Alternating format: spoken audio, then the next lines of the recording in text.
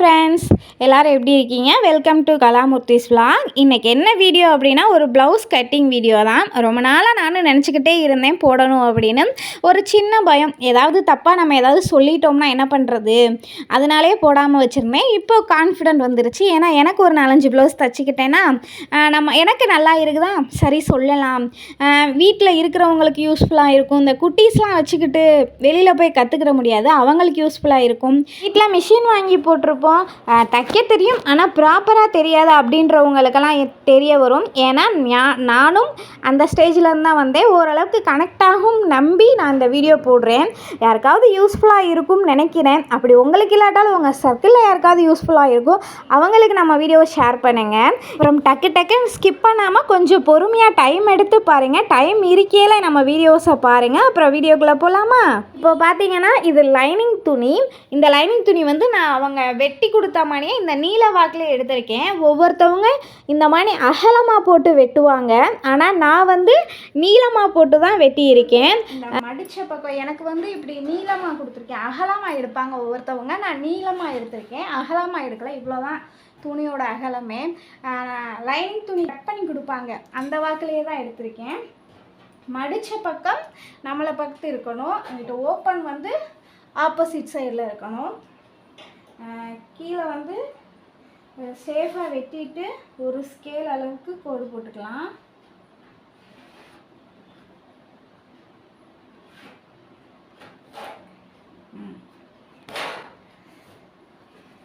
இப்போ அளவு ஜாக்கெட் எடுத்து கரெக்டாக கீழே ரெண்டையும் கரெக்டாக பிடிச்சிக்கிட்டு, கை பிடிச்சிக்கிட்டு, ஷோல்டர்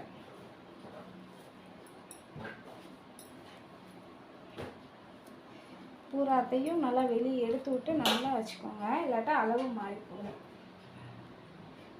ரெண்டாக மடித்து வைக்கிறோமா?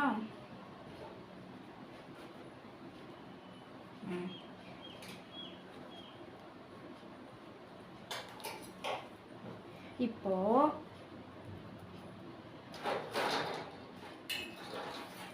நம்ம இந்த கழுத்துக்கும் ஷோல்டருக்கும் இடைவெளி இருக்குல்ல, இந்த இருக்கு பாருங்க, இந்த கழுத்தும் இந்த ட்ரெஸ்ஸு வர்ற இடத்துக்கும் இருக்கிற இந்த கேப் வந்து 3 இன்ச்சு. நான் 3 இன்ச்சு தான் வைப்பேன். ஒல்லியாக இருக்கிறவங்க ஒரு 2.25 வச்சுக்கலாம். குண்டாக இருக்கிறவங்க இன்னும் கொஞ்சம் ஒரு 3.25 அப்படி வச்சுக்கலாம்.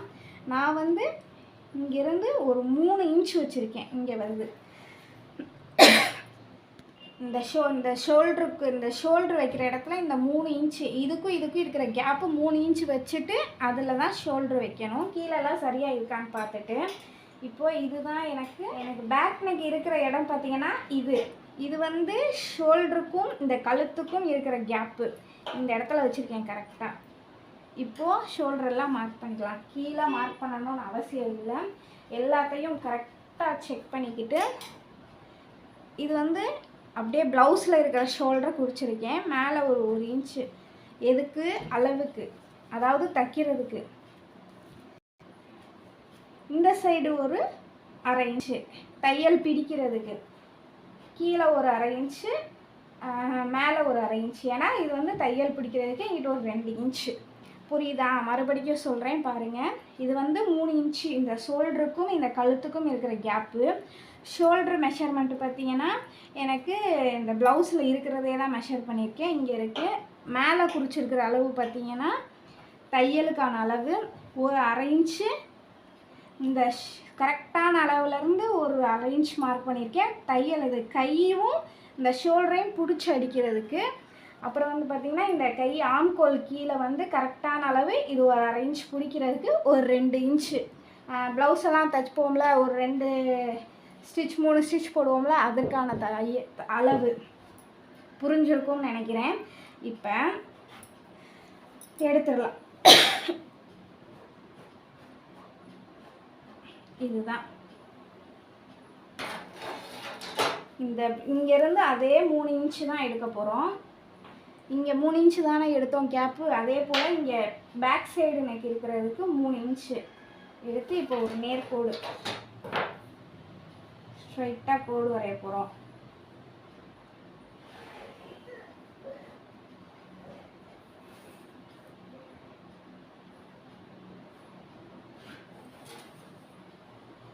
பேக் சைடும் சாரி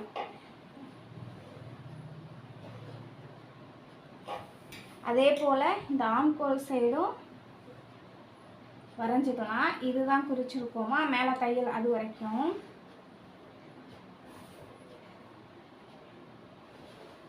கரெக்டாக மட்டும் இருக்குதான்னு செக் பண்ணிக்கோங்க.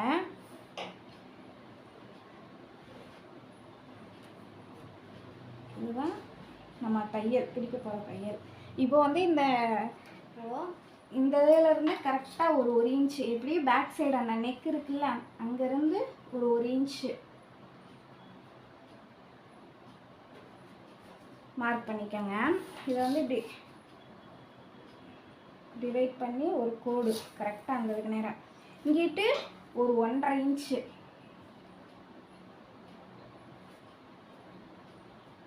ஆம்கோல் சைடு 1.5 இங்கிட்டு வந்து முதுகு சைடு 1 இன்ச்சு இதுக்கும் நடுவாப்பில் ஒரு கோடு போட்டு இப்போ என்னன்னா முதுகு இப்போ வெட்டுறோம்ல அது இப்போ இது வந்து இந்த ஆம்கோல் ஸ்கேலை வச்சு இந்த 2 ஜாயிண்ட்டும் இதுவும் ஒட்டணும் இதுவும் ஒட்டணும் நடுவில் ஒட்டணும் மொத்தம் 3மே ஒட்டுறாப்புல ஒரு ஒவ்வொருத்தவங்க வெட்டுவாங்க. இந்த உள்ள கூடிலாம் குடஞ்சி வெட்டுவாங்க. எனக்கு அந்த மெத்தட் சொல்லித்தரல. இனி போக போக வேணால் கற்றுக்கலாம். இப்போ வந்து இதுதான் கையிலையும் போடுவாங்க எக்ஸ்போர்ட்லாம். நமக்கு அதெல்லாம் வராது. எதுக்கு வந்து இந்த மாதிரி ஆம்கோல் ஸ்கேல்லையே போட்டுக்கலாம். அதே போல் இந்த சைடு எப்படின்னா நம்ம அளவுலேருந்து எக்ஸ்ட்ரா தையல் விட்டுருக்கோம்ல அதிலேருந்து இல்லாமல் மெயின் அளவுலேருந்து பாதி அப்படியே பாதியை எடுத்தோம்னா வர்ற இடத்துல மார்க் பண்ணிக்கங்க. இந்த 3 ஒற்றாமணிக்க ஒரு கர்வ். இது வந்து இந்த சைடு வரும். இது வந்து கொஞ்சம் விரிஞ்ச பக்கம் வரும்.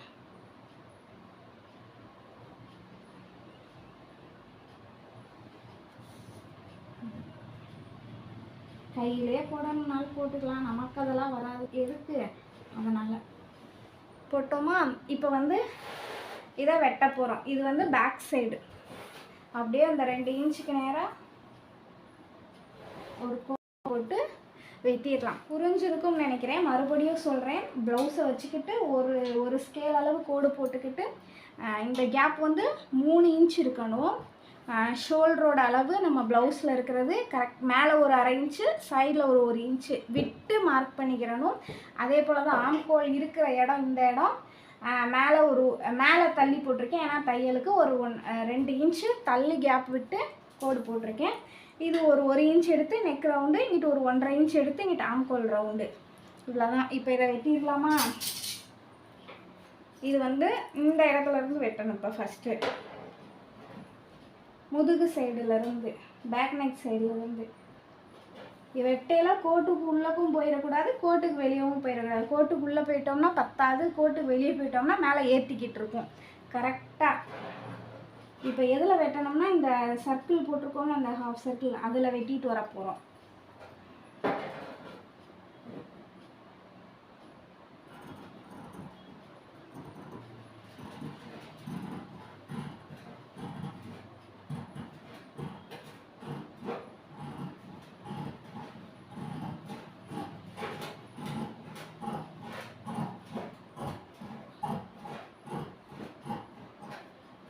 கொஞ்சம் இதை துணியெல்லாம் எக்ஸ்ட்ரா வெட்டிடாதீங்க. தேவைப்படும் இருக்கிறதுக்கு. அப்புறம் வெட்டிட்டோம்னா எதுக்குமே யூஸ் ஆகாமல் போயிடும்.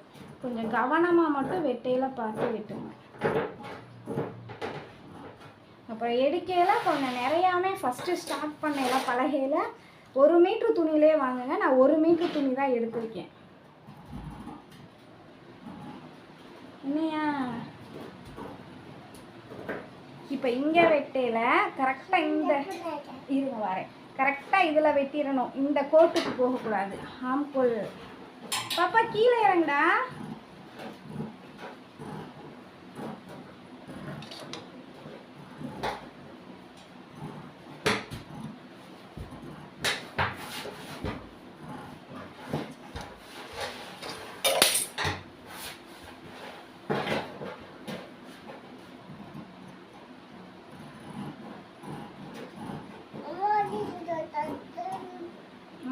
சத்தம் கேட்குதா?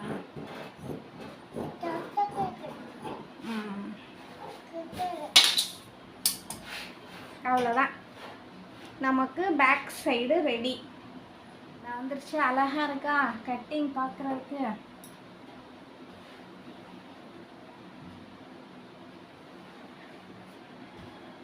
நெக்ஸ்ட் டைம் நாங்கள் எவ்வளோ முடியுமோ அவ்வளோ சீக்கிரம் ஒரு டேபிள் வாங்கி அடுத்து அதில் போடலாம்.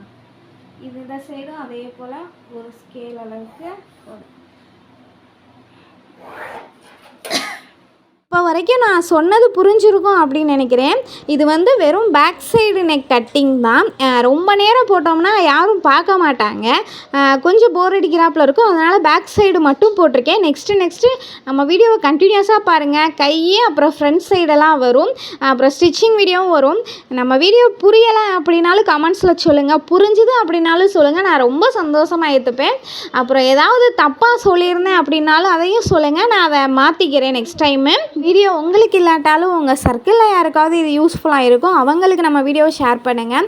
அப்புறம் நம்ம வீடியோஸை கண்டினியூஸாக பாருங்கள். நெக்ஸ்ட்டு கட்டிங் வீடியோலாம் வரும். நம்ம வீடியோ பிடிச்சிருந்துச்சின்னா லைக் பண்ணுங்கள், ஷேர் பண்ணுங்கள், கமெண்ட் பண்ணுங்கள், மறக்காமல் சப்ஸ்கிரைப் பண்ணுங்கள். அப்புறம் பாய், நெக்ஸ்ட் வீடியோவில் பார்க்கலாம்.